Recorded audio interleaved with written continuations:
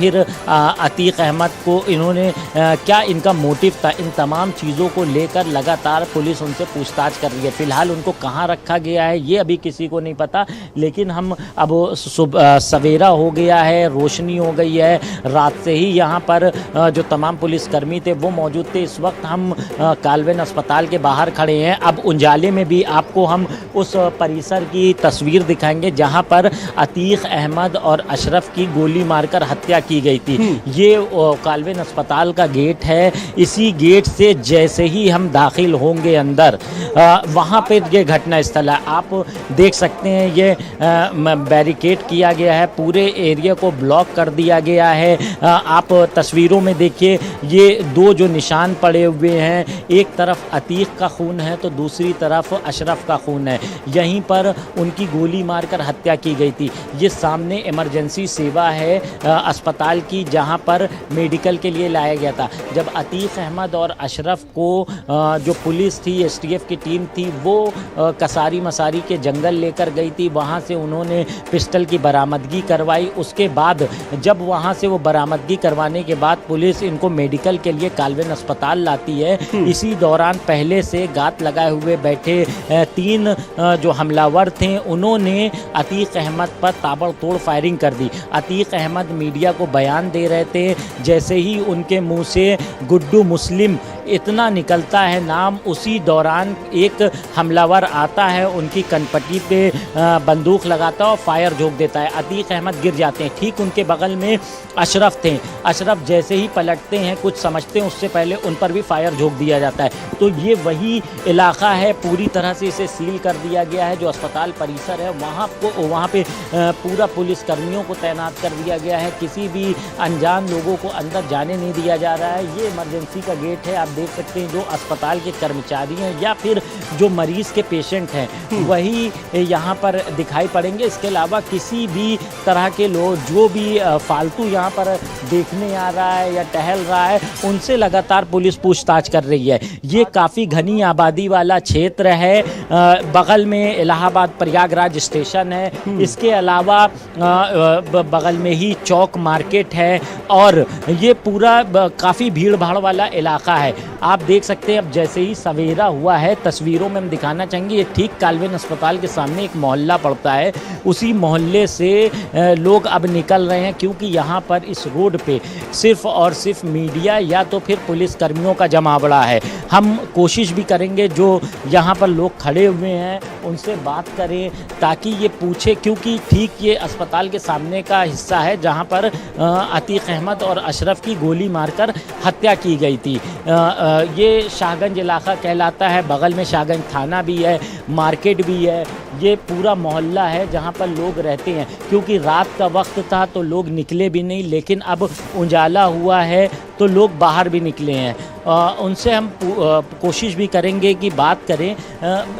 जब ये पूरा हत्याकांड हुआ, आप लोग तो इसी मोहल्ले के सामने अस्पताल पे थे, यहाँ पे नहीं थे हम लोग, तो अपनी दुकान पे थे। उसके बाद बागी भगदड़ मची, माहौल ख़राब हुआ, उसके बाद अपने घर चले गए हम लोग।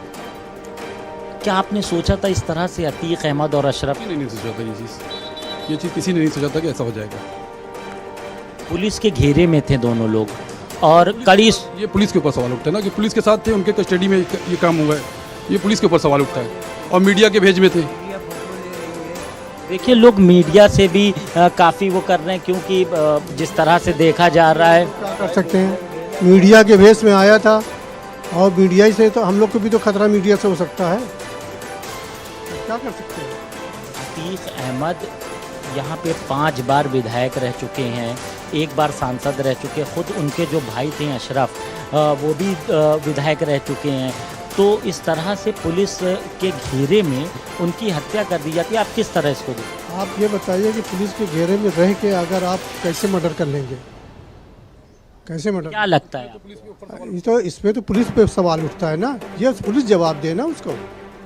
हम लोग थोड़ी देख पाएंगे, हम लोग देखा थोड़ी है कि देख जाएंगे। नहीं, आप ये सामने जो अस्पताल है, कानून अल्लाह कुछ रह ही नहीं गया, बस कानून का जनाजा उठा है और कुछ जनाजा नहीं उठा। कानून का जनाजा उठा, वो क्या हो तो घेरे में कोई मारा जा सकता है, जानकारी कब हुई लोगों को, कोई नहीं, लेकिन कानून का असल जनाजा उठ गया, समझ लीजिए। बिल्कुल, देखिए शांतनु, लोगों में ये भी नाराज़गी है कि नाराज़गी नहीं है, नाराज़गी की कोई बात नहीं है इसमें। हम लोग जो है नाराज़गी की कोई बात ही नहीं है।